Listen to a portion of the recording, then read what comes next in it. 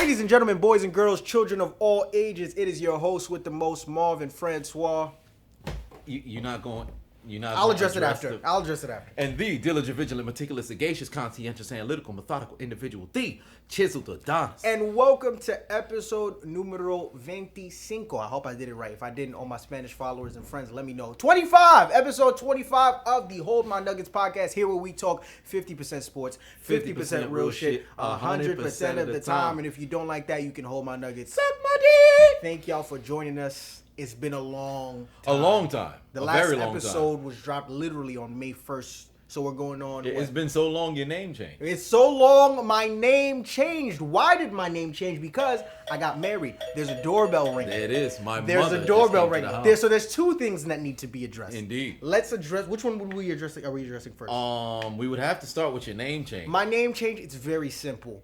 You all know me as Marv Glover, a.k.a. the sex symbol, a.k.a. Idris Elba Jr., a.k.a. Michael B. Jordan's twin, a.k.a. I didn't know he was that tall, a.k.a. the list just goes on and on and on as you hear this dainty-ass bell ringing in the background. Yeah. But to make it all very simple, the reason why I changed my name is because I am a Haitian man. We are getting raided by the FBI as we speak. Indeed. The reason why I changed my name is because I'm a Haitian man.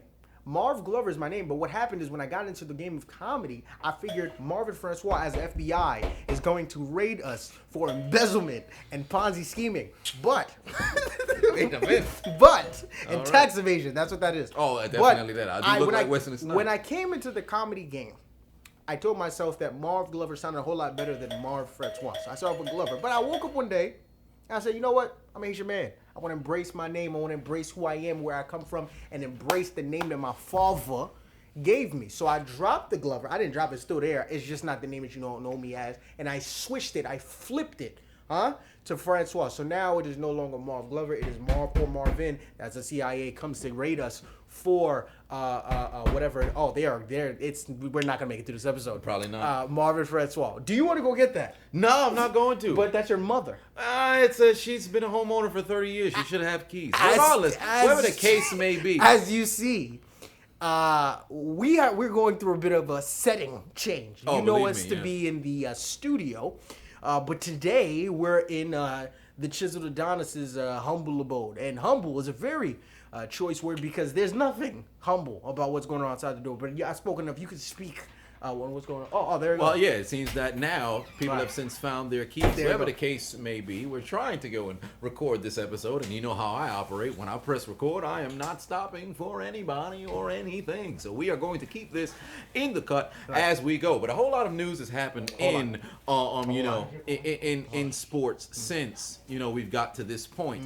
What is it? You said March 1st. It was since May 1st was the last one. First of all, how are you? I'm all right. All right. What has changed for you? I've gotten taller. I don't know if you've noticed. Oh, have you? Yeah. I haven't noticed. Yeah. For me, I mean, level of tolerance has since gotten much shorter. My fuse has been getting a little bit higher. Right. I've been watching a higher percentage of Chris Benoit matches. There's a lot of different things that have been going through my mind. But outside of that, things are going great.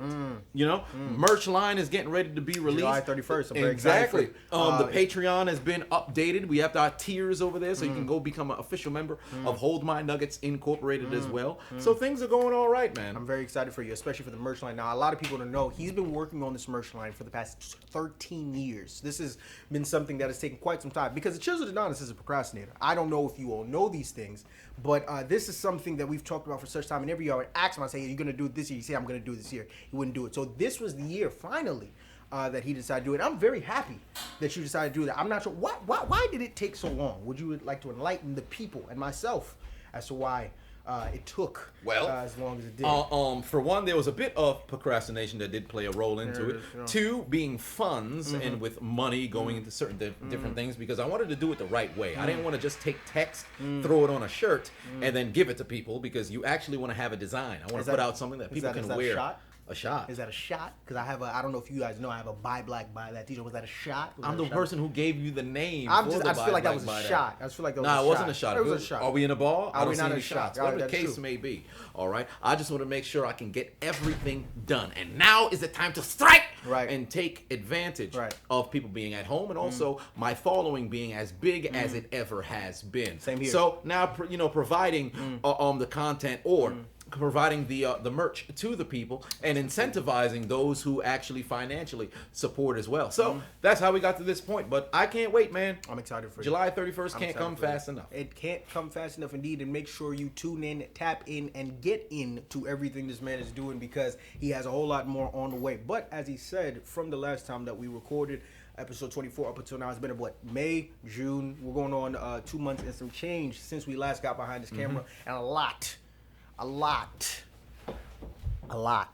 has transpired since then. I mean, we have so much to touch on. It's absolutely it's ridiculous. But the thing that is most recent that I think is on everybody's mind, I don't even know how to broach this, because it gets me uncomfortable just talking about it. Well, they dropped a lot of money on Sesame Street. That's probably the best way that you can say it. Oh yeah, because Kermit the Frog had just got paid. I don't think he plays in the NFL. He does. He does. No, I don't think he does. He does. I don't know because Kermit the Frog happens to be the starting quarterback for the Kansas City Chiefs. Pardon me, Super Bowl 54 champion Kansas City Chiefs. Is his name Kermit? I thought it was something else. It's not. Oh no! It's Kermit the Frog. Okay. Yeah, it's Kermit the Frog, and he just got paid. And I just wanted to make sure that everybody knew it's $503 million for 10 years, because he's getting money. I think this is the most lucrative contract in North American sports history. No, I think in sports history. Period. This is ridiculous. This is absolutely ridiculous. Well, he calls him Kermit the Frog. I and you at home probably call him Patrick Wait How Much Mahomes. That's my nickname for him now, Wait How Much. Because when I heard the amount that the Chiefs dropped for that extension, it started off as $400 million. Oh, yeah. Then it went to $450, and then it got to $500. I said, okay, this is just getting ridiculous at this point. Nobody saw this coming. We knew an extension was coming, but nothing of this magnitude. Needless to say, I mean, damn. Like, that's the only word that you can have for it. But if you haven't heard, yes, Patrick Mahomes, the starting quarterback of the Kansas City Chiefs, has just received a 10-year contract extension. I believe he has 2 years left on his rookie deal. Yes, he does. So it's realistically speaking, it's about a 12-year contract deal that will expire when he's, 36 or 37? Because he's 24 right now. So, 36, 37. And everybody, including myself and my grandmother's aunt, sister's cousin, lost their mind when we heard the amount, especially given the circumstances that is the NFL. We've never seen anything like this. Not even close. But I got to ask you, starting off, did the Chiefs do the right thing offering Patrick Mahomes this 10-year, $500 million extension? Go. Well, for one, when you talk about signing writing out a contract just to make sure that player feels secure where they are, this is a different kind of secure. Right. Because he walked in there and said, all right, owner just said, yo, this is a blank check, write whatever you want down. And he's like, word, all right, let's see if they call my bluff. And all of a sudden there came Adam Scheffler or all the other people with the news. I've never seen this much money. In fact, I didn't know one team can generate that much money just for one player. But needless to say, in about 2-3 years, where you're going to be able to sign up to play for the Kansas City Chiefs, because I don't know how they're going to pay anybody else. Right. But this is amazing, man. I'm happy that he got his money. I've never been one to say, man, if they offer you this amount of bread or you lobby to get this bread and they go along with it and they sign on the dotted line to give it to you, all power to you. All power to you. Brother got paid. MVP. Yes, he did. All Pro, Super Bowl, and the Super Bowl MVP.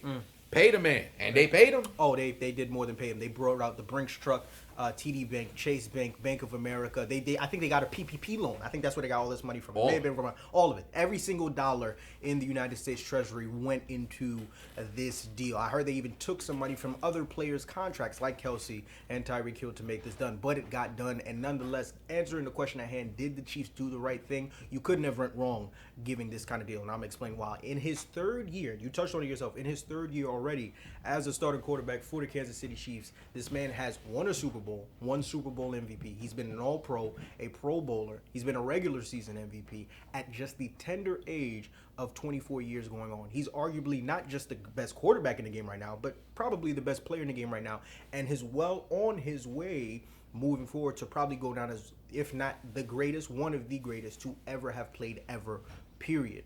We live in an age now within the NFL where it's a quarterback-driven league. It's a quarterback-driven league. And everybody and their grandmother is trying to find the guy to put in the backfield to lead their team to postseason success.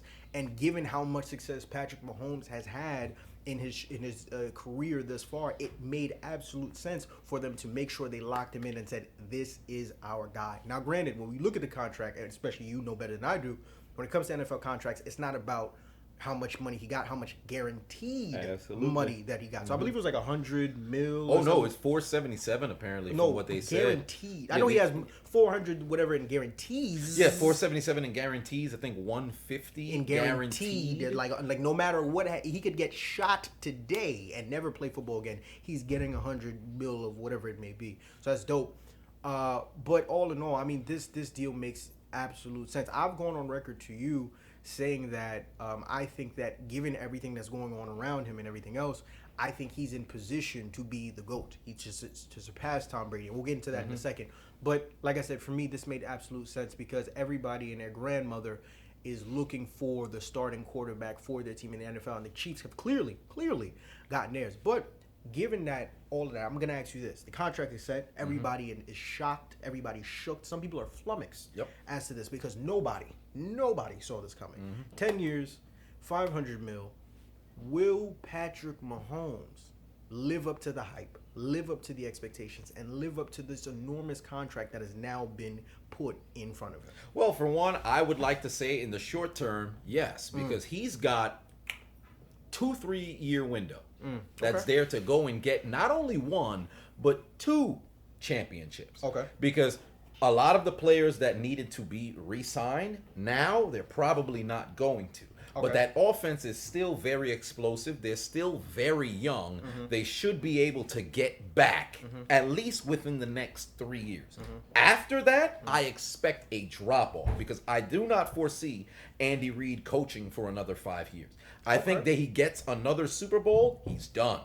He goes to another Super Bowl. If they lose, he's done. Interesting. He just wants to give it one last hurrah just to taste the chance to be around the Lombardi, and then he's going to be living on a beach somewhere wearing his Hawaiian shirts. I do not see this man coaching for another 5 years. And because of Patrick Mahomes' contract, after this window closes, after the next 3 years is over, if people aren't willing to take minimal contracts, for example, Sammy Watkins, I believe he came out in the media today or yesterday talking about how, why would I go somewhere else to get more money and lose? I want to be somewhere where I can win. Right. That sounds great, but Sammy Watkins has been in the league since 2014, 2013. We're talking about somebody who's coming in as a rookie contract. Let's say you go and you perform. If they're not offering you more money and another team is going to throw the house at you, you got to go and get your money because you don't know how long you'll be playing football. Right. You can win championships left and right, but if your money's not secure, what's the point? People play for different reasons. Right. Everybody could be an armchair GM and say, man, you know, you should take this less money and all this other stuff. But we're still talking about humans here and their livelihood. You could say, oh, well, you're making millions upon millions of dollars. You should just be comfortable with this small amount. But if another team's offering me $20 million guaranteed, why would I sign for only 2 guaranteed? Right. Just to put another ring on my finger. I'm already a champion. I'm already solidified in history. Right. You know? So it's different for different reasons. But for Patrick Mahomes, I think he's going to live up to the hype. Okay. Because individually speaking, he's going to earn. He is going to go out there. He's going to get yards. You don't got to worry about that. He's going to put up touchdowns. Right. You don't got to worry about that. He's going to put points on the board. You really don't got to worry about that. It'll translate in wins over the course of the next 3 years. But year 5, year 6, that's when we'll start to look at the impact of the contract on the entire team. Right now, I think it's fine. And I think he's going to live up to the hype. But in 5-6 years, we should revisit this entire question. Most definitely. Will Patrick Mahomes live up to the hype? The answer is yes. Of course. Of course. Listen, all right? I've gone on record behind the scenes telling you that, once again, as I touched on before, I think that he's in the best position that we've seen in quite a long time to not just go out and become the greatest quarterback of all time, but probably the greatest player of all time. The man has it all from top to bottom. However, of course, within the sport of football, it's not like basketball where you have a player like a LeBron James who can put a team on his back every single year and go to NBA final after NBA final after NBA final. There is so much that goes into the success of an NFL team, which is why it is so hard for an NFL team not to just win a Super Bowl, but even make it to the Super Bowl. It's extremely difficult. One of the main reasons being is because, once again, not unlike football, unlike basketball, football has three sides of the game, right? Offense, defense, and then, of course, special teams. So there are pieces that need to be put in place to ensure the success of the team. Some of those pieces have to get paid if they're living up to the standard that the team wants them to go up to. In the case of Andy Reid, you just talking, this man is up there in age. He finally has that ring. He did come out, I believe, yesterday or the day before and say that because Patrick Mahomes has a deal, he feels like he can coach forever. But that, at this point, is lip service. We don't know what's going on behind the scenes. Exactly. You understand? Like I said, coaching is a lot, especially coaching at that level is a lot, and you can only do it for so much longer. But for me, where my optimism comes from with Patrick Mahomes is I'm looking at that front office, and I'm looking at the job that they've done so far in terms of always, it seems like every move they make, like they picked up a player in McCole Hardman who just burst onto the scene, and literally every move they're making, more specifically on the offensive side of the ball than the defensive side of the ball, but moves nonetheless that always seems to work out for this Kansas City Chiefs team. So that's where my confidence really and truly comes from. Because like I said, there's so, like Patrick Mahomes, God forbid, could tear an ACL this upcoming season. What happens if Travis Kelce just gets unhappy and he wants to leave? What if McCole Hardman bursts on the scene and he starts getting more touches than Tyreek Hill? There's so much that goes into a lot of combustible elements. A lot of combustible elements. There's so much that goes into the success of an NFL team. But my confidence comes to that front office. I think that regardless of what happens, whether it be Andy Reid decides that he wants to leave, if they win another Super Bowl, or if this player wants a trade or whatever it may be, I think they'll always find a way to make it work. Hell, they have to find a way to make it work. You just paid this man all his money. You better make sure you have pieces around him at all times, and I think that they're going to do it. And I think the secondary question becomes, well, what does it mean for Patrick Mahomes to live up to the hype and to the expectations? He already has one Super Bowl, right? Everybody right now is automatically thinking about Mahomes and Brady. Brady has 6 Super Bowls. I don't think we'll ever see that again anytime soon. I don't think Patrick Mahomes is going to win 6 Super Bowls. But if you ask me personally, how many Super Bowls I think he would need to live up to the hype and expectation, I think if he gets 2 more, he's good. Yes, if he gets to 3, because for one, the bar minimum is 1 more. You have to be a multi-champion. With this contract, it is a failure if you do not get another one. Right. At least get back to the Super Bowl. Well, not even at least get back. You have to win. Right. You could go back, but you have to win. Now, if he goes to 4 Super Bowls and pulls off an early 90s Buffalo Bills and loses 4 straight, he got there. He got there. Now, if he's the reason why they're losing, that's a problem. Right. If he's putting up points and they're losing games, that's the front office. Somebody now you realize the implications of the contract. A la Aaron Rodgers. They didn't give him no super contract to where it ruined the team. The front office just never put the pieces around him to where he could really succeed. So I agree with you. Right.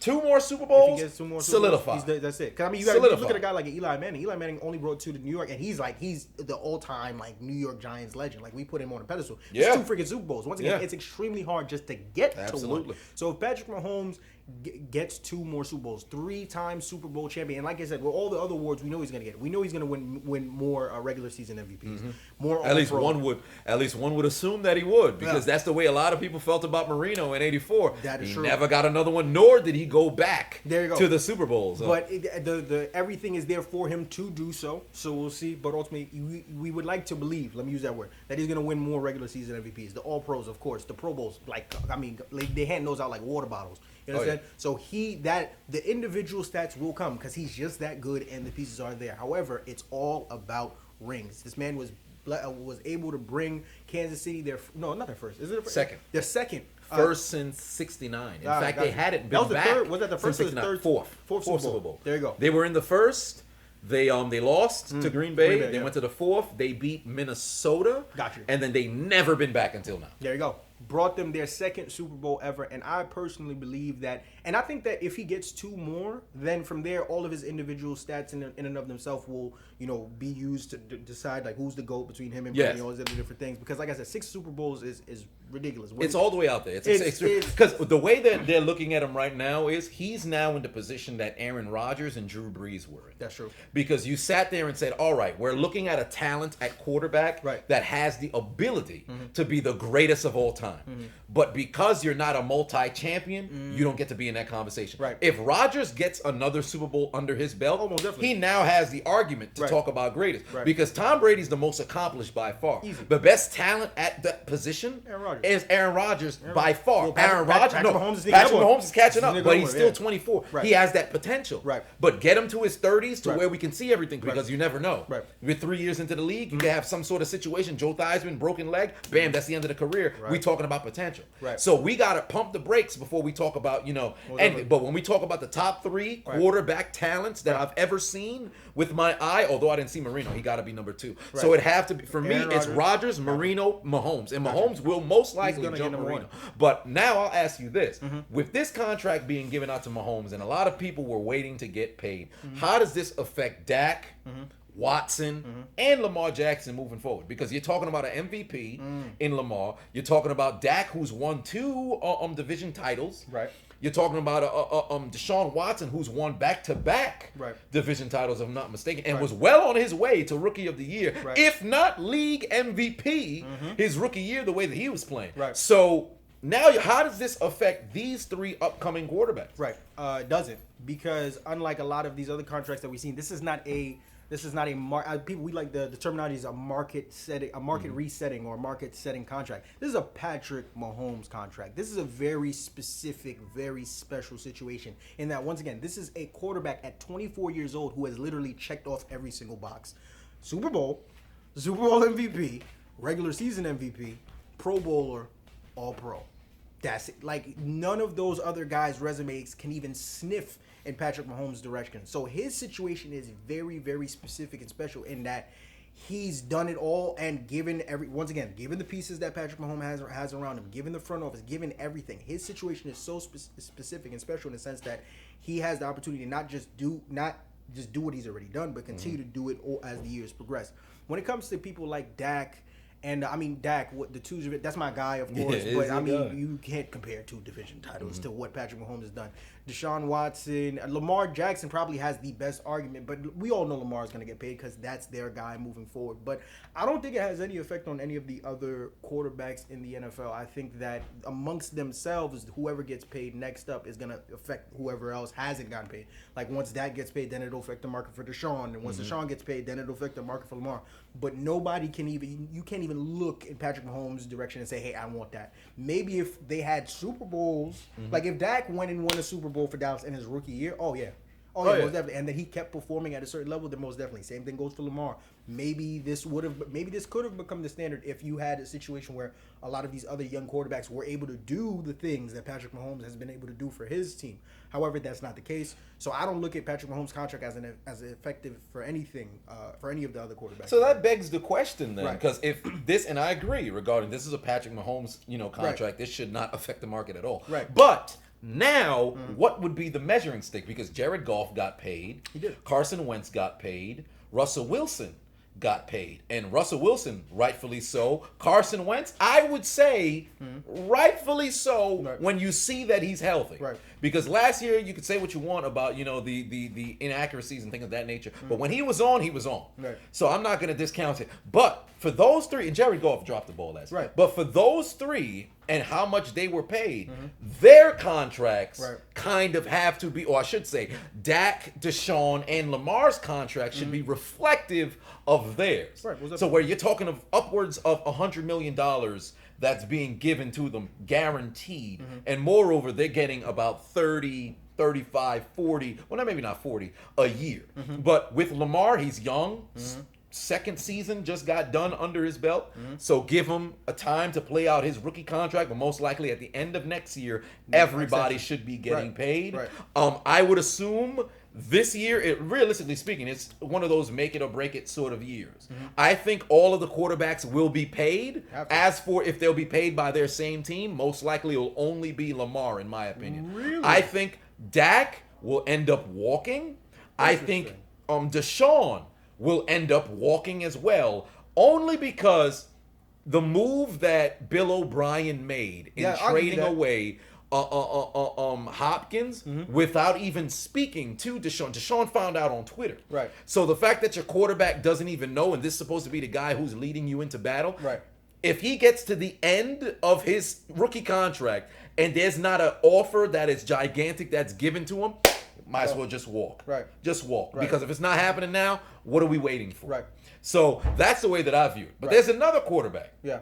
That is on the move. Well, I should say he's since landed. He's landed, and what's funny about all of this is that we're talking about contracts. His was a little bit different. Yeah, the worst in the league, if I'm not mistaken, because it's Super Cam going to Star Foxborough into the Lolly Lule Low, becoming a member of the New England Patriots. And I must say, when I saw the news that Cam was going to New England, I was extremely excited.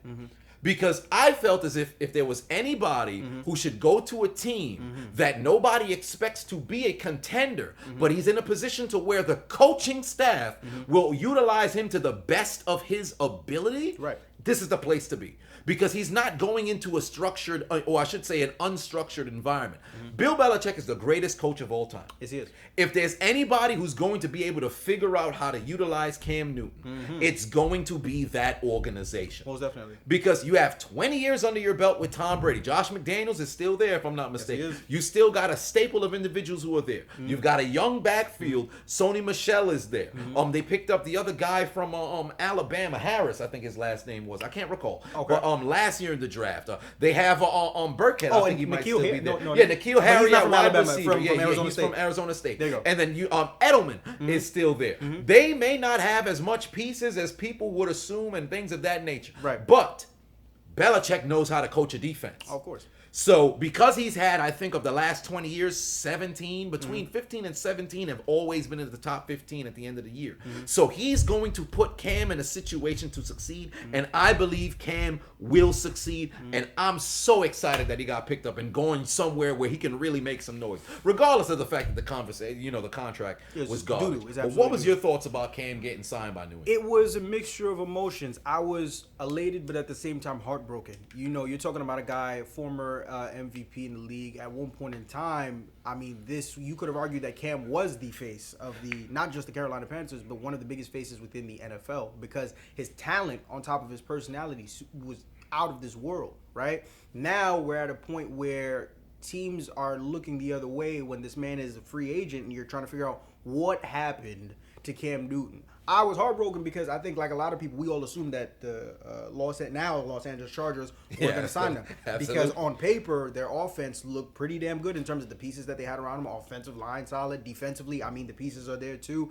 And they go and keep Tyrod Taylor, and then they draft Justin Herbert. We realize that kind of falls through.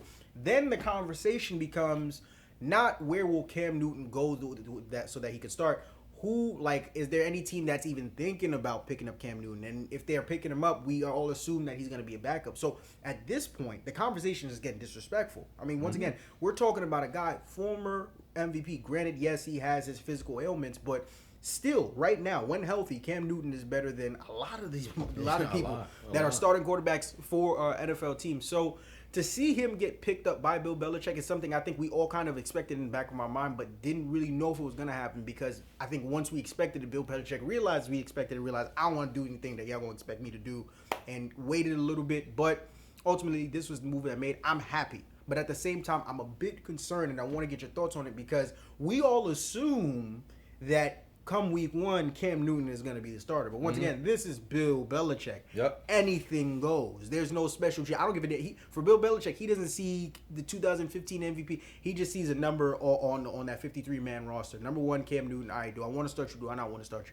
Jarrett Stidham is still there. Yep. We all assumed that this was going to be the guy, because we all assumed that Cam Newton was going to be there. But now Cam Newton is there. And given his piss-poor contract, I wouldn't be surprised if come week one, Cam Newton is on the bench and Jarrett Stidham is the one that's starting. He's been there. He had a year behind Tom Brady. He's more familiar with the system than Cam Newton. Yes, you are right. Bill Belichick is the greatest coach, and he will adjust to anybody at any means so that he can win.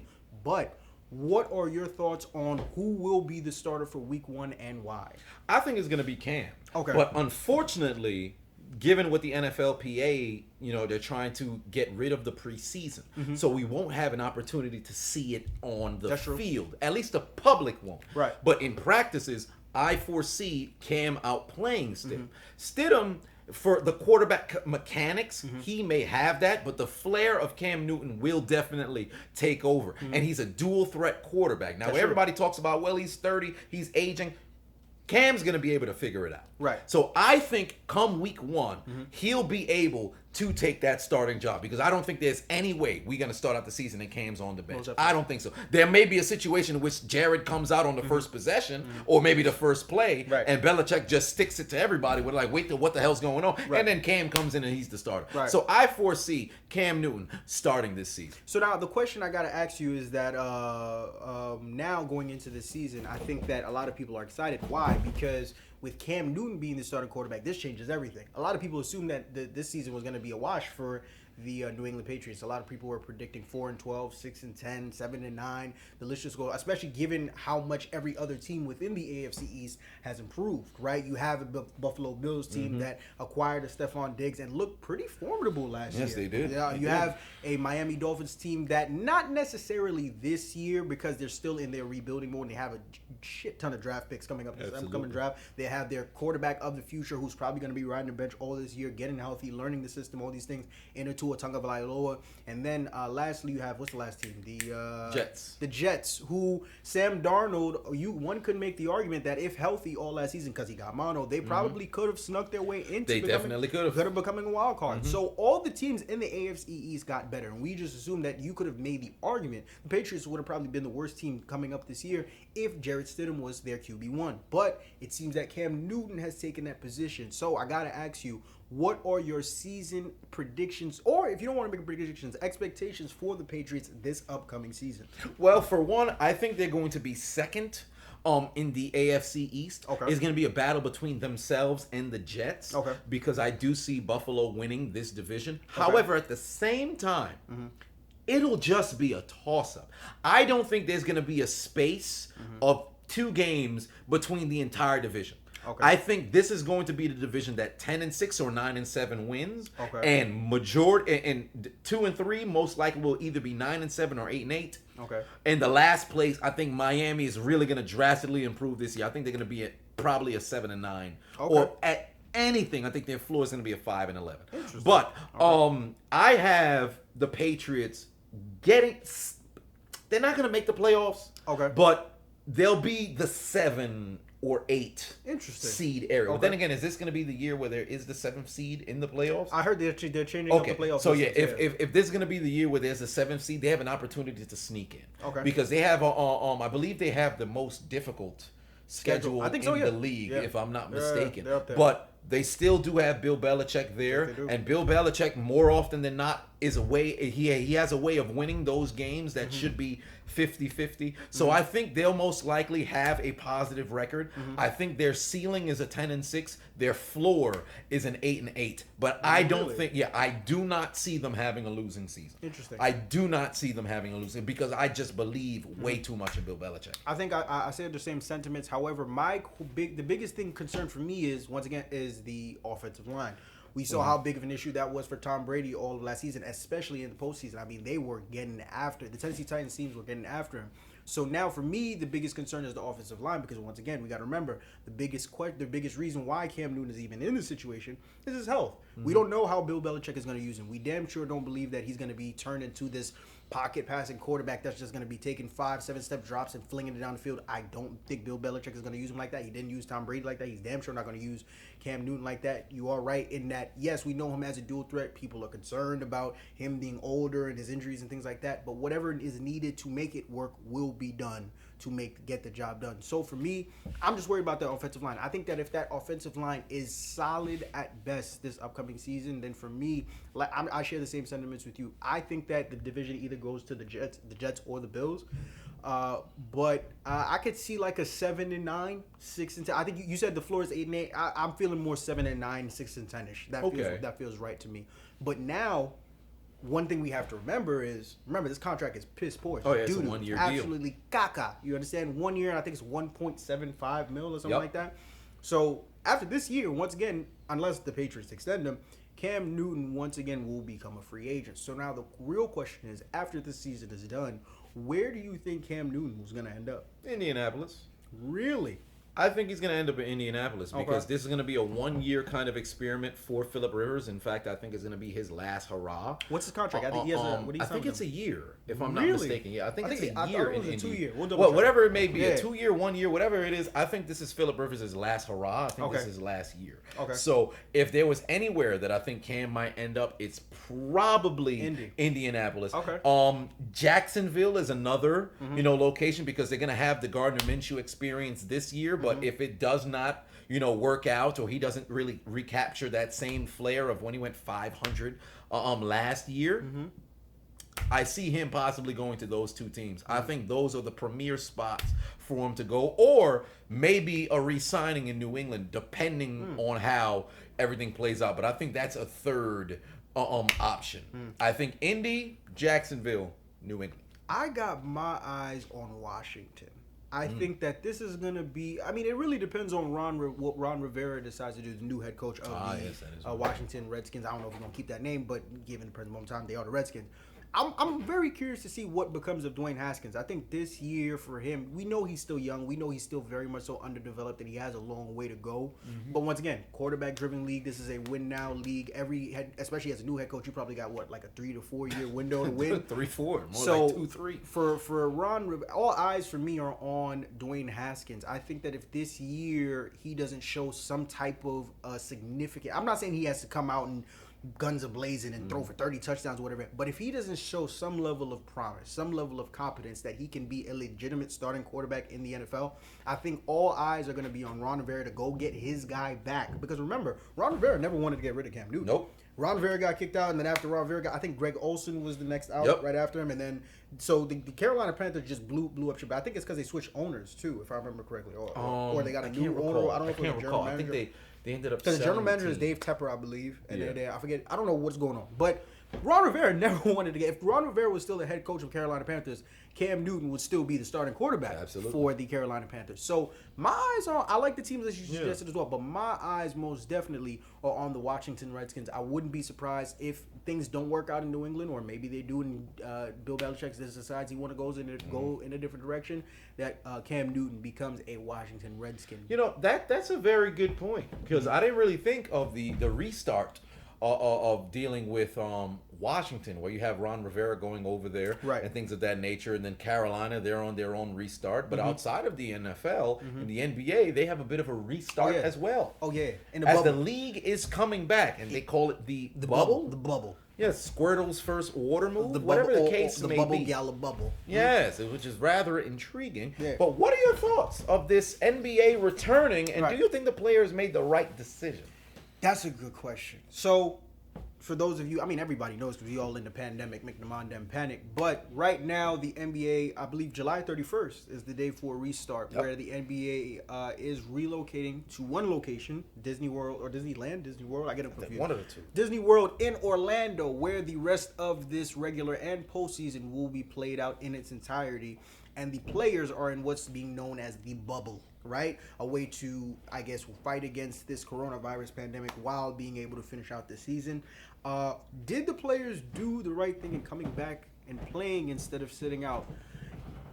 It's a toss-up. I think that on one, it's extremely subjective. You had some players that were against coming back to play. Why? Because they felt like this season was going to be a distraction, given everything that's been going on. The death of George Floyd, Breonna Taylor, Ahmaud Arbery, and this uprising of black people all throughout the nation, not even just the nation, but worldwide, speaking out for Black Lives and the Black Lives Matter movement. A lot of players felt uncomfortable. Lou Williams, I remember, spoke out and was like, hey, look, if we come back, y'all are going to forget about what really matters and what's really going on in the country.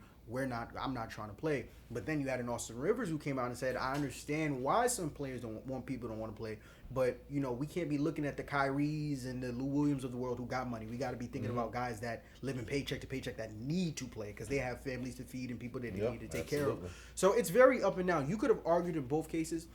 Personally, if I was an NBA player, whatever, would I have come back to play? I think so. I think that, you know, I don't think that me playing would have taken away from any of my efforts towards fighting for social justice and everything that's going on right now for my community. I don't knock anyone that didn't decide to play. I don't know if you saw, but there was actually a WNBA player who decided that she was going to sit out the entire season, similar to what Maya Moore. Maya Moore, I think, is done.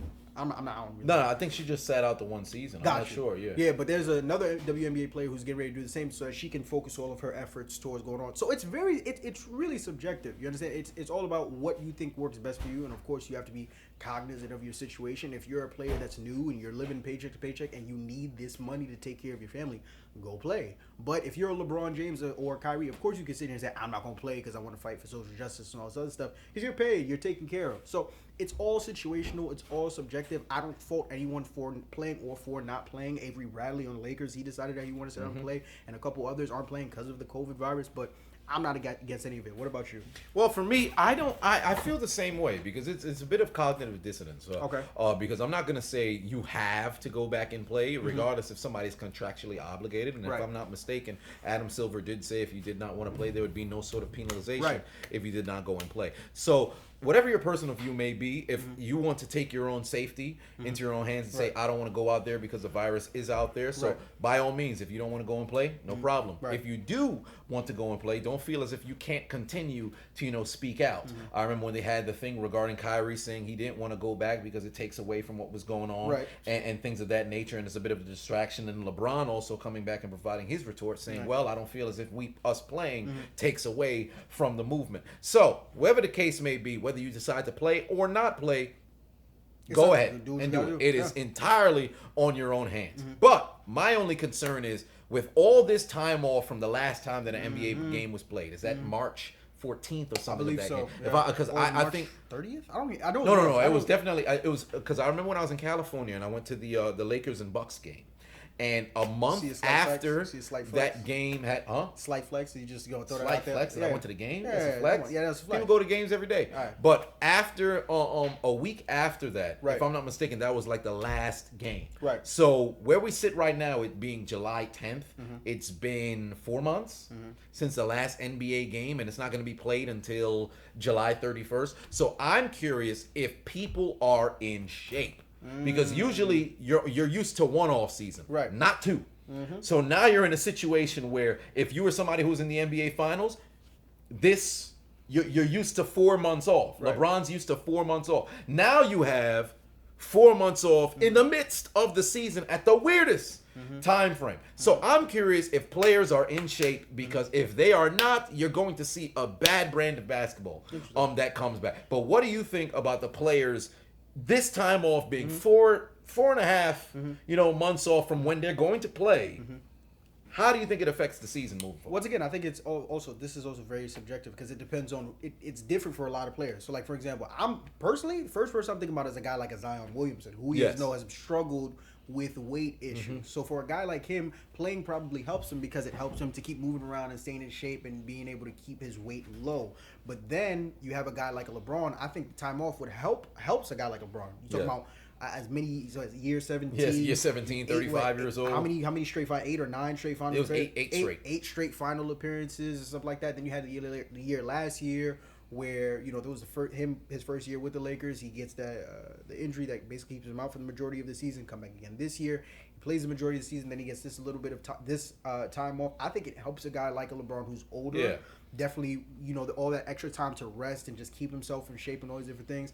I think it helps him. But I do agree. I think a lot of people are going to be rusty because there's a certain level of what's the word I'm looking for? But just that the rigors of traveling and practice and all these everything that muscle memory. Yeah, there you go. Muscle memory that was completely removed. That now players are going to slowly but surely have to get themselves back into. Remember, I think the regular season is only gonna be like 8 games or something like that. Yeah, something like that. Yeah, Something along those lines. Just to figure out the seeding for for like the 8th seed or something like Yeah. that, and then boom, they jump straight into the playoffs. So it's gonna be very interesting to see. But I think a lot of people are talking about all different things. A lot of people wondering if whoever wins this year, if the championship is gonna have an asterisk, given that all this time was go off, COVID, the social justice stuff that's going on.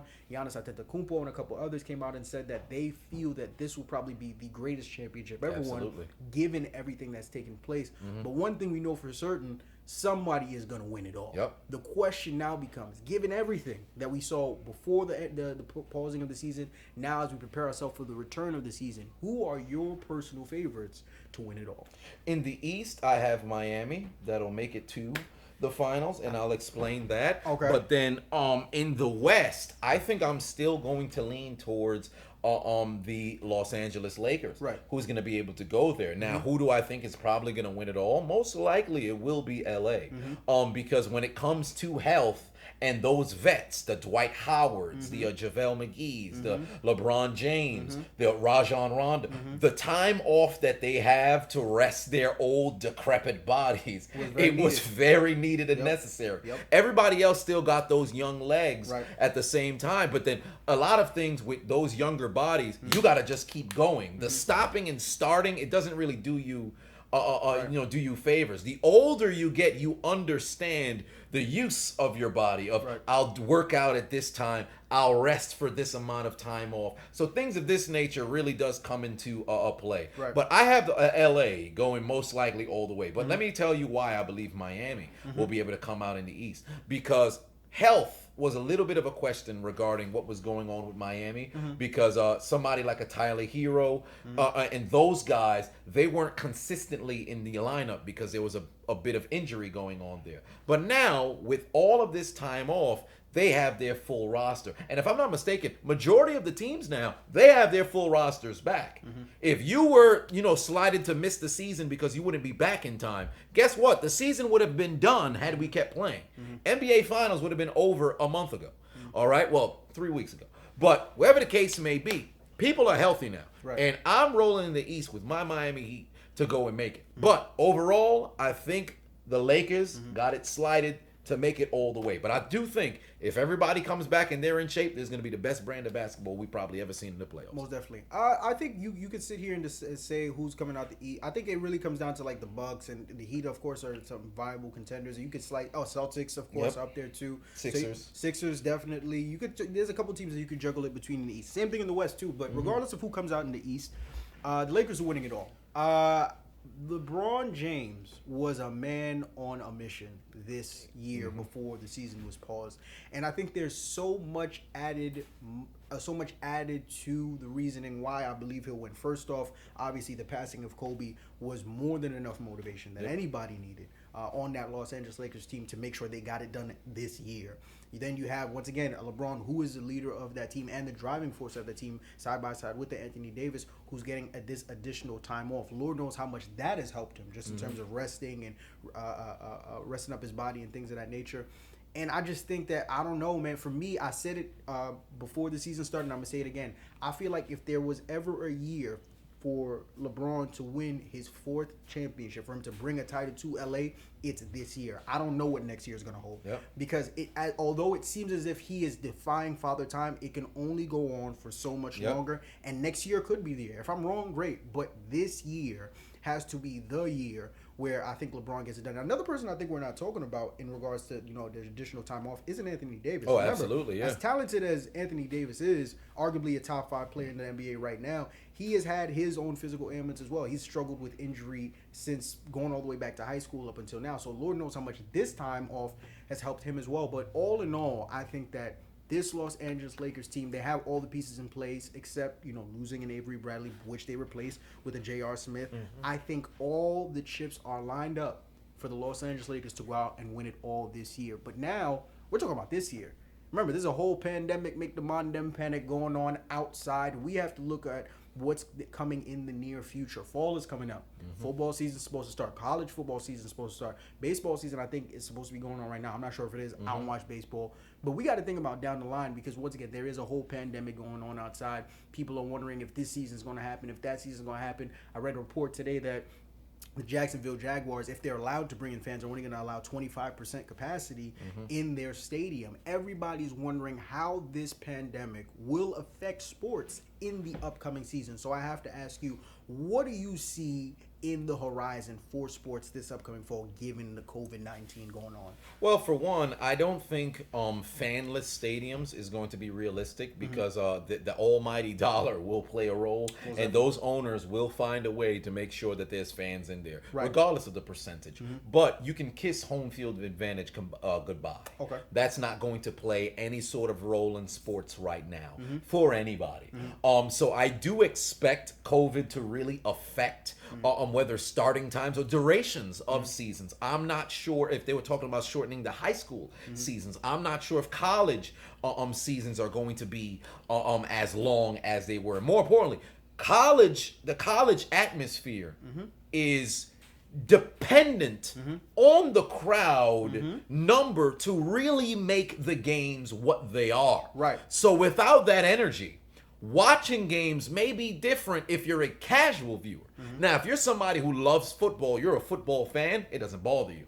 If you're somebody who's a basketball fan, it doesn't really bother you. No. Baseball fan, when October comes around and then now it's who's going to win the World Series, you don't care if there's fans out there at all. But the casual viewer, if you were looking to get into sports, this probably isn't the best time to do so. Yeah. But I think the biggest effect with COVID being there is there's no more the nullification of home field advantage, and number two, the amount of money that organizations will end up losing because they don't have those fans in the stands. Yeah, it's going to be very interesting to see because, of course, given the what's going on right now, the biggest question mark beyond just sports are just live events. Period. Right, like concerts and comedy shows and comedy clubs, and now, of course, live sporting events. So for me, there are a lot of whispers and chatter that, because you got to remember, when you talk about college sports can't happen if there aren't college students. Yep. A lot of college campuses are preparing that. There's some HBCUs that have canceled some of their homecomings. You have Harvard, I think, that's already come flat out and said, no, we're not having a semester next year. All classes will be online.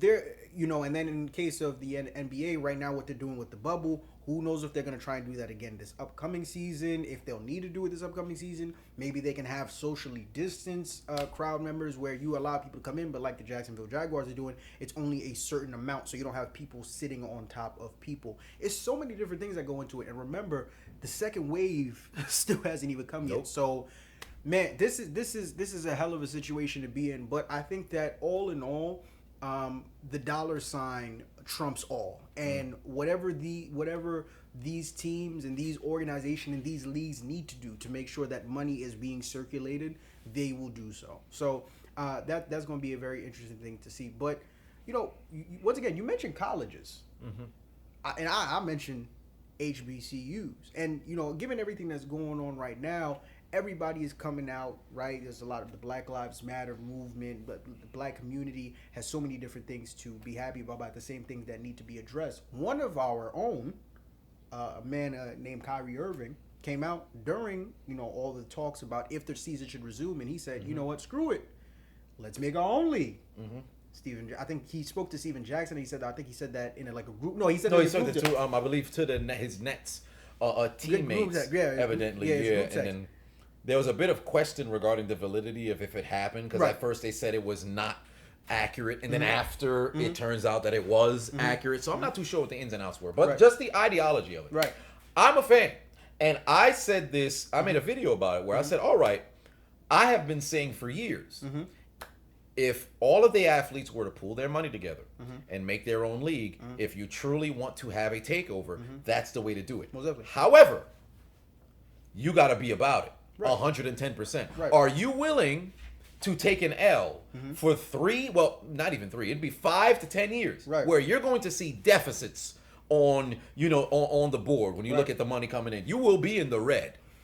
But if you're not willing to do that, don't say nothing. Right. Don't continue to talk about, man, we should have our own league. Just go ahead and do it. Right. Go ahead and do it. The first couple years will most likely fail, and it won't be able to compete with the machine that is the NBA. But you have to play the long game. Right. I'm all for it if people are truly going to be about it. Right. Don't half-ass it and got your toe over here and say, man, I'm willing to go and make this league, but you're not willing to accept that you're not going to be making multi-million dollars. Right. The NBA can throw a $40 million contract in your face. Are you willing to turn that down only to make about $800,000? Look at the big three. It works because they don't overstep their boundaries. They're not competing with the NBA. If the big three was competing with the NBA, it would be crushed immediately. Because if you had somebody, would you choose to go watch a big three game, or would you choose to go watch the NBA product? 9 times out of 10, they're going to go and watch the NBA product. That's true. You've got to be very meticulous in how you would do this league. Right. So I'm all for it if people are 110% committed to doing it the right way. Most definitely. Don't just, we're going to make this all black, league and things of this nature, but you don't put a good product on the court. Don't do that. Right. Don't do that. Don't say we're going to go and make this entire black league because we want to go and own our own stuff, but then now it's just filled with bigotry left and right. You've got to make sure if you're going to do it and you're going to make a competitive league, you do it the right way for the right reasons. Right. I'm all for it too, but once again, I agree with you wholeheartedly. It's one thing to say is another thing to do it. Having your own league is not an easy thing by any stretch of the means. There's so many factors that go into it. So many. I mean, I could go on and on. It's ridiculous. But the idea is one that's not necessarily far-fetched. It's more so just that it has to be a sense of uniformity amongst players to get it done. Like you said. Money is not going to look as pretty as it was playing in the NBA. There are a lot of things that are going to have to be sacrificed, a lot of things that are going to have to be put on the line for an extended period of time to make this thing work. And I think that, unfortunately, because of that and then some, why this is something that we'll only talk about before we actually ever see it happen. If it actually ever does happen, amazing. But it's just so much things that go into it that ultimately I think a lot of players it'll be something that we only talk about for an extended period of time before someone takes that first step. Even hypothetically speaking, even if LeBron James was to come out and say, I'm going to start a black league. He's arguably the biggest athlete on the planet. Yep. Still, with all the money, all the resources, all the connections, LeBron James being LeBron James, so many different factors and things go into starting a league, maintaining a league, and putting that league in a position to where it can do 1/4 of what a league like the NBA that's been around for centuries has done. So all in all, years, not really decades, not centuries. Yeah, there you but go. I get you. But all in all, it would be absolutely sensational to see it happen. But there's just so much that goes into it. It's only something that we could pray for and plan for, but like you said, it also has to be one of those things where it's not necessarily a competition thing. It's more so this is ours. That's it. I don't care what the NBA is doing. This is our black basketball league, whatever it may be. I think LeVar Ball he kind of wanted to do. LeVar Ball talked for about all intents and purposes. He actually did it to a certain degree. To a certain degree. He was doing it the right way. Right. The only problem was it was so geared towards his kids. There you go. It changed. The whole narrative was this Right. league is just for your kids to dominate. Right. So you didn't build a star outside of your own kids. Now, granted, if you're going to make a league and you want to have big time, larger than life players, they can't just be the owner of the league's kids. Right. There are players who got the right exposure and they went and played overseas, or some ended up going to colleges or things of that nature. But in its infancy, he had the right idea. Just in the long game, it probably wouldn't have lived because he didn't have the backing nor the sponsors nor the promotion, things of that nature. So they should take his model, take it into consideration, revise it a little bit, and then go into it. And one thing that a lot of people are overlooking, and I think I spoke about it in my video, and if I didn't, I definitely missed out on it, was the influence of pop culture, entertainers, things of that nature. Because the people who sit front row, they are going to be able to put butts in seats. If you have somebody like a Jay-Z, Rihanna, all these different people who always show up, E40, different sort of individuals who show up to these games, constantly pumping money into, the league, they now can promote for you. Why pay for advertising galore? Social media is gigantic, and these entertainers run everything. So if they buy into it as well, this now shortcuts the amount of years that you would most likely deficit. But ultimately, I ain't gonna lay out a plan for you because they got to be the ones to do it. Most definitely. But it's a hell of an idea. Most definitely. But you could even start a little bit smaller regarding colleges. And you can build in HBCUs. Most definitely. And that is the way that you can really begin. Because now we heard from one of the players. Mahomes Maker. Yes, Mahomes Maker. Mahomes Maker. I'll put a heavy on the K. Mahomes Maker. All right? Yeah. Whatever it may be. He said that he will be going to Howard University. There you go. So, and a lot of people were saying, "Man, this is great. You know, more of the top prospects going to the HBCUs. Now you can pump more money into the HBCUs and things of that nature." However, this won't work unless, I'm not going to say all because that's not realistic. Right. But the vast majority of those top black prospects going into college are willing to risk not getting the exposure going to these HBCUs. Unless you're willing to risk maybe not making it to the NBA for a cause, I don't want to hear it. You've got to, a resolution is something that you have to be willing to lose. What are you willing to sacrifice? Right. That's what it is for me. Right. You know, let's talk about a key word that you used here, exposure, right? Well, first off, let's address the young man, Mahomes Maker. I think he's half Senegalese, half Australian. I was actually listening to an interview he did with ESPN today. Top 20 and ranked in his class, center 7-something. I don't even know how tall.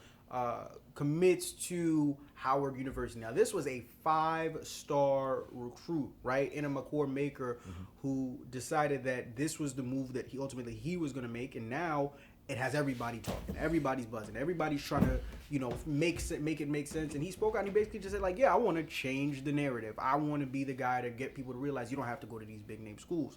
And a lot of people have spoken out on the move. One of the biggest words that have been tossed around, right, is one that you use exposure. You had one gentleman, Gilly, a rapper, that we saw his video where he talked about how for him, if he had a son who was top ranked, you going to Duke or whatever it may be, is because TV and this and that or whatever it may be. But one thing that we as black people have to consider when we're having this conversation is we need to understand that we're the commodity here in this conversation. We like to sit here and talk about Duke and UNC and Michigan State and how big name school, big name contracts, which is true.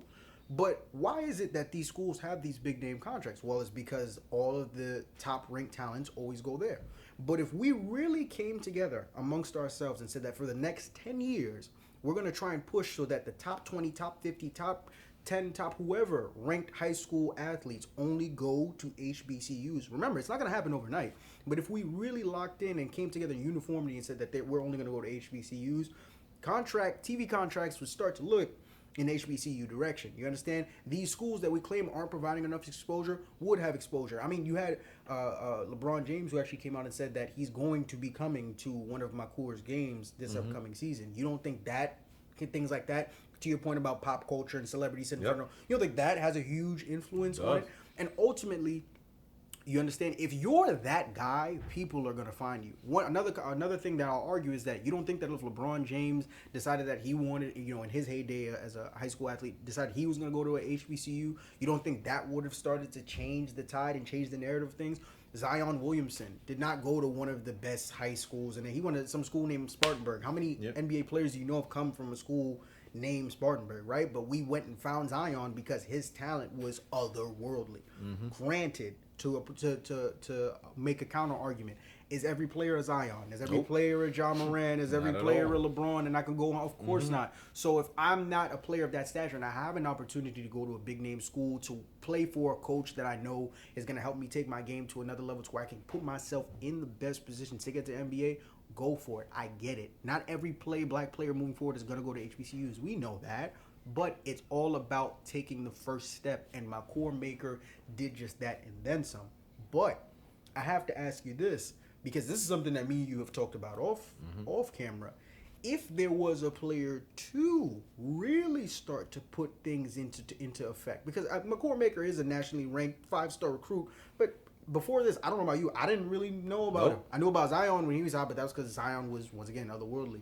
But who would your eyes be on to Bronny James? Bronny James. It's not even close. Right. It would have to be Bronny James. Right. I would love to say Mikey Williams, but the way that it is, it would have to be Bronny James. This is LeBron's son, the heir to the throne. Yeah. This is the guy who will have all of the news media on him. Right. Mind you, he wasn't even the best player on his high school team. That's true. In Sierra Canyon. Yeah. He wasn't even the best player there.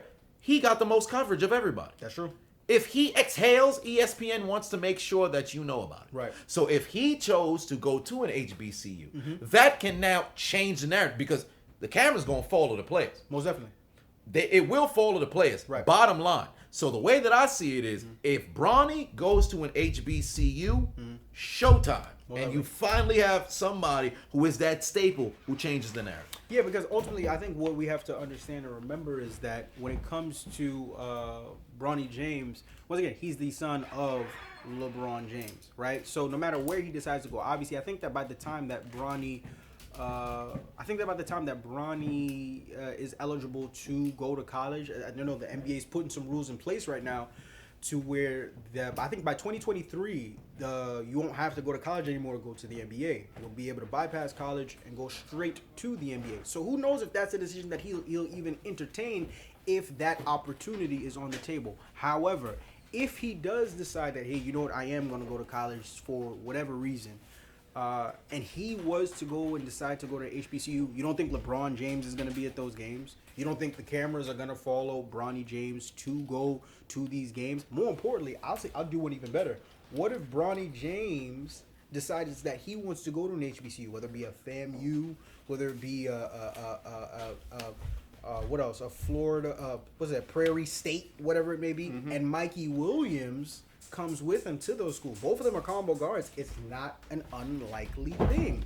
So all in all, we got to evaluate and look at all the chips that are on the table. I think that, like, to your point, I agree. If there was an athlete to do it, although Mikey is also a very highly popular, I think he's ranked top 3 in his class. Top 3 in his class. Top 3 in his class. Of 2023. Right. This is LeBron James Jr. You understand? So if there was a person to do it, it would definitely have to be him. But we can only hope and wait. You know, at the end of the day, like I said, this is all about changing the narrative and making it happen. So we'll see what happens. Ultimately, you know, a lot of work needs to be done to make sports within HBCUs a real thing that, you know, future star athletes start to consider. But it's all about getting the ball rolling. And ultimately, McCourt Maker did that. And we can only hope that players like Bronny James, players like a Mikey Williams continue to keep the ball rolling. But all in all, ladies and gentlemen, this has been episode number 25 of the Hold My Nuggets podcast. I am your host with the most, Marvin Francois. And I am the diligent, vigilant, meticulous, sagacious, conscientious, analytical, methodical individual, the chiseled Adonis, holding the camera that just cut off. The battery seemed to have, not only did it die, it got stuck in the camera, so I couldn't even I tried to focus while I was speaking. I'm looking at you like, is he going to figure it out? Like, all right, let's close the episode. Yeah, I'm trying to pull the battery out as we speak so we can bring it to a close. Most definitely. Oh, wow, yeah, see, now the battery's come out. I probably should turn the camera on just so we can say goodbye on camera. But in the meantime, for the people who actually listen to the actual podcast, we'll keep you entertained. Yes, this has been episode number 25 of the Hold My Nuggets podcast. We appreciate y'all for tuning in. As you can see, like as we said earlier in the episode, like I said, it has been a bit of a change of scenery. However, we are still keeping this thing up and rolling, and we are back. Yeah. I had to turn on the damn. Well, I mean, yeah, we're not really live at the top. Actually, that came off too. Does it matter? No, it doesn't. It really doesn't. Showtime in the mother. All right, there we go. Now we can close it out. Now we can close it out. The right way. For people that are watching on YouTube, but for those who don't know, you're gonna be like, what's the static? What's going on over there? It's because he talked about the Cowboys, and that didn't get paid. The Cowboys at all today. Because that never got paid. That's crazy. Well, let's close this out, Mr. Newly named Marvin Francois. Repping, you know, your actual. This is his home business that he runs. A 22-year-old CEO. He's no chairman of a corporation, but of course, this is neither here nor there. So I am the diligent, vigilant, meticulous, sagacious, conscientious, analytical, methodical individual, the Chisel Adonis. You are. And I am the one and only the host with the most, Marvin Francois. And this is episode 25 of the Hold My Nuggets podcast, where we talk 50% sports, 50% real shit, 100% of the time. And if you don't like that, you can hold my nuggets. Suck my dick. Thank you. Have a blessed one. Good night.